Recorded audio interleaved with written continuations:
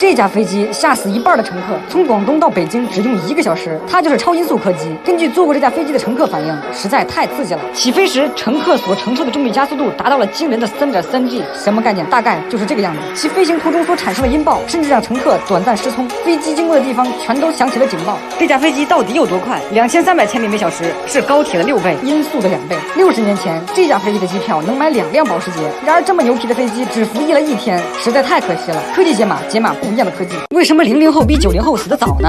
大约在6亿2400万年前，地球的一天只有21.9小时，但是由于太阳的牵引力和月球引起的潮汐效应，地球的自转角变得越来越倾斜。大约每隔1个世纪，地球的时间就会增加1.7毫秒，而且地震也会影响地球的时间，也代表着地球质量重新分布。8级地震就能让地球时间缩短1.4微秒。也就是说，随着时间推移，00后比90后少活了0.0004毫秒，简直亏死。科技解码，解码不一样的科技。这可能是你人生中唯一一次暴富的机会。位于地表深处660千米，其实还有一片海洋，其储水量是地表水的3倍。在这片海洋60千米的深处，埋藏着数以千亿吨的钻石。这些钻石最小的也比那颗南非之星库里南要大得多，而且全部都是纯天然的。你只需要扛住70吨，能把铁块压成铁片的水压，你就可以开采这些钻石。到那时候，世界首富应该就是你了。月后即焚，这个秘密不要告诉别人。科技解码，解码不一样的科技。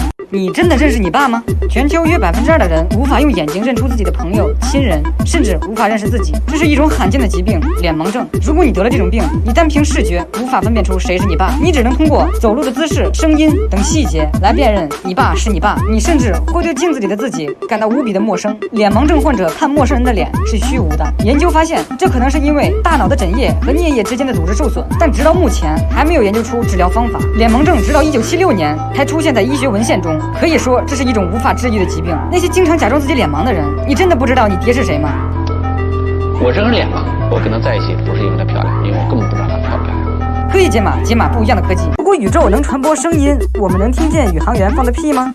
应该是可以的，但由于音速延迟，我们听到的屁应该是他13天前放的。但最可怕的是，地球可能会因此爆炸。岩本彗星每年都会进入一次太阳系，但岩本彗星高速飞行所产生的音爆是战斗机的4000倍。地球上的高楼会瞬间被震塌，人类的耳膜也会当场破碎，地球会被震起一层5000千米的灰尘，一点明火就能让这些灰尘爆炸，这将是一场灾难。科技解码，解码不一样的科技。如果人可以在宇宙中自由呼吸会怎样？能自由呼吸代表宇宙中充满了氧气，氧气又是天然的助燃剂。此时太阳的热量会翻10000倍，地球的地表温度能达到2000摄氏度，森林海洋会瞬间蒸发，地球将常年覆盖厚厚的雨云，笼罩整个大地。由于空气阻力和太阳的引力共同作用，人类再也不能发射卫星。不过人类为了躲避高温，可能会生活在地底，过上地下城与勇士的生活。然而最可怕的是，太空中的氧气会加速太阳的能量消耗，太阳会直接变成红巨星吞噬地球，所以宇宙中还是没有空气的好。科技解码，解码不一样的科技。1892年，美国人詹姆斯准备发明时光机，于是他拿着自己的闹钟拼命上发条，让时钟加速转动。最终他发明了机械风扇。1880年，美国人舒勒将叶片装在了电机上，第一台电风扇诞生了。这是 FT35-1型台式风扇，咣咣咣的启动声是儿时清爽的回忆。考虑到安全问题，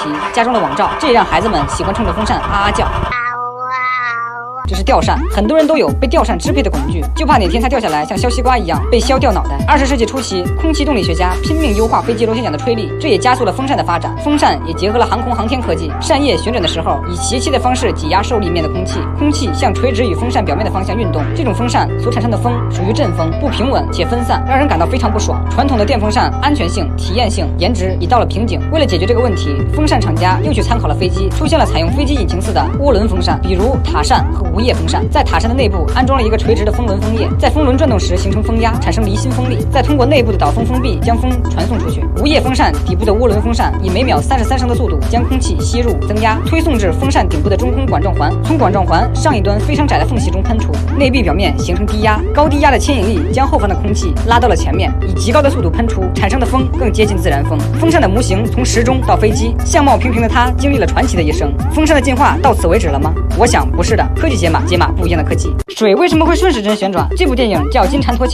法外狂徒、国民岳父、越狱高手史泰龙根据冲水漩涡的方向判断自己的所在位置，这是真的吗？水的旋转方向真的是由所在半球决定的吗？接下来有一点点难，请仔细听。我们需要在南北半球各放置一个泳池，尽可能的静止24小时。根据牛顿运动定律，泳池与地球是相对静止的，但泳池每天都跟着地球自转一圈。泳池距离极点越近的一边，每天走的路程要越短，动量越小，速度越趋近于0。